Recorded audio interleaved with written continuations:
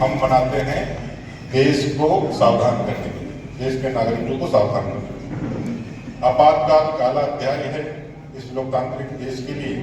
यह बात लोगों को बतलाने के लिए भारतीय जनता पार्टी की ओर से एक अनूठा है।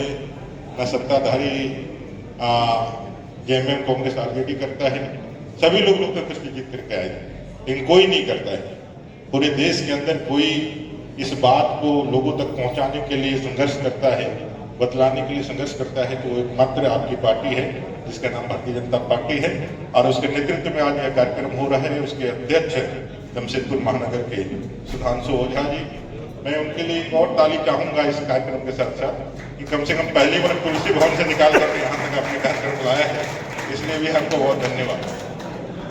जनरली वो कार्यक्रम जमशेदपुर का जो है वहीं ऑर्गेनाइज हो जाता है, थोड़ा बाहर निकल कर कार्यक्रम करने से विस्तार को बड़ी अच्छा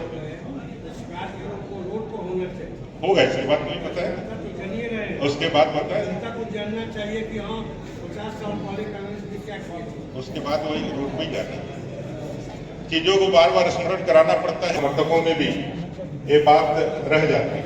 ये सिर्फ स्मरण इस कार्यक्रम में प्रभारी रांची से चल करके आए वरिष्ठ साथी गुरविंदर सिंह सेठी जी, इस कार्यक्रम के संयोजक, प्रदेश के मंत्री नंदी जी। आपातकाल में जिन लोगों ने संघर्ष किया है, हम लोगों ने कुछ देखा नहीं है, बहुत लोगों का जन्म नहीं हुआ था मेरे से। उस आपातकाल में जिन्होंने संघर्ष किया है,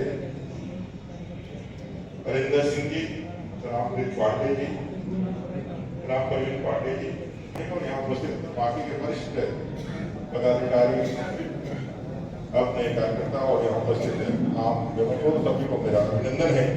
और इस काले दिवस के लिए संकल्प लेने का एक नहीं कर पा रहे हैं।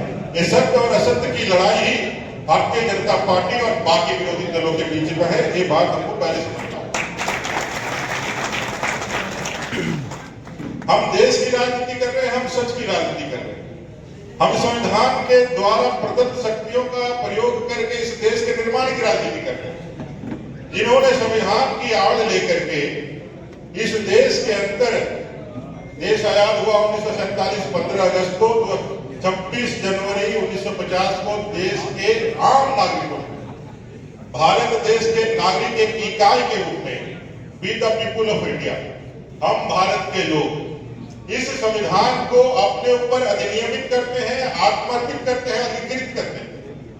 संविधान को पूरी तरह से अपने ऊपर लागू करने का संकल्प भारत में हर एक नागरिक के लिए।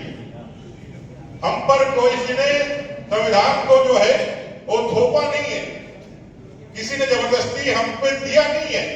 स्वतंत्र भारत के हर एक नागरिकों ने, आवाज कहां से आ रही हो, शहर में रहने वाला हो, चाहे वो दलित हो, चाहे आदिवासी हो, चाहे पिछड़ा हो, चाहे अगड़ा हो, हर एक नागरिक ने, अल्पसंख्यक ने भी इस भारत के संविधान को सर्वोपरि मान करके अपने ऊपर लागू करने का शपथ लिया।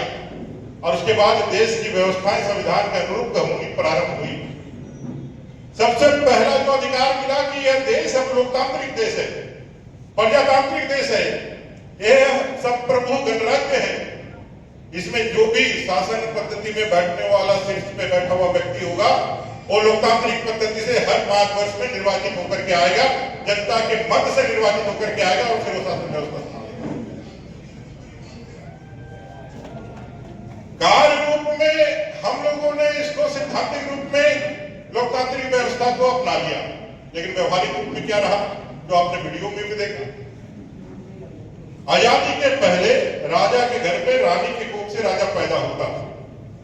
जिसके घर में राजा महाराजा है, उनका बेटा ही राज करेगा, ये वंशानुगत, ये बायोलॉजिकल डिसीजन था, क्योंकि हमारे पास अधिकार नहीं था निर्वाचन का, क्योंकि हम देश आजाद नहीं थे। आजादी के बाद संविधान ने तो सबसे पहले ताकत दिया कि राजा के घर में रानी की कोख से राजा पैदा नहीं होगा। हर 5 साल में जनता जनार्दन जो जिसको चुनेगा वही हमारे लिए नेतृत्व करेगा। कांग्रेस ने इसका कैसा वजह इस्तेमाल किया।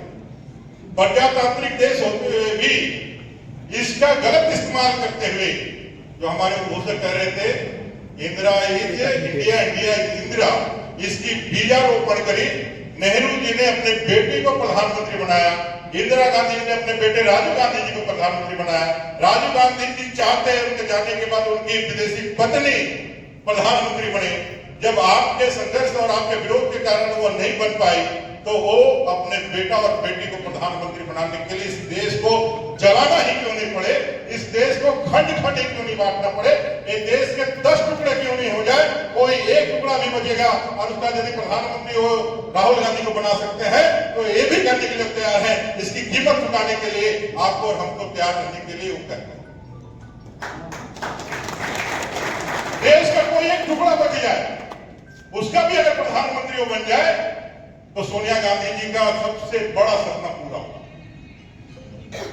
वो नहीं चाहती कि कश्मीर से लेकर कन्याकुमारी तक और मां कामाख्या धाम से लेकर के अपने सोमनाथ तक यह देश जो एकताबद्ध होकर के आगे बढ़ने निकला है वो ऐसे ही आगे बढ़ते हैं। आज आ रहे हैं, कह रहे हैं संविधान खतरे में है, लोकतंत्र खतरे में है। सबसे बड़ा दुर्भाग्य बात यह है, सबसे दुखदाई ये बात यह है कि चोर मचाए शोर और हम चोर को चोर साबित नहीं कर पा रहे हैं। ये हमारी कमी है। भारतीय जनता पार्टी के कार्यकर्ता के रूप में ये अपराध मैं भी स्वीकार करता हूं, अपने ये कमी मैं भी स्वीकार करता हूं। वो चोर है, उन्होंने वो कहते हैं कि भाई भारतीय जनता पार्टी नरेंद्र भाई मोदी संविधान का तोड़ देगा, संविधान को बदल देगा, लोकतंत्र को बदल देगा। ये उनकी एक कल्पना मात्र है, ये कोई हकीकत नहीं है।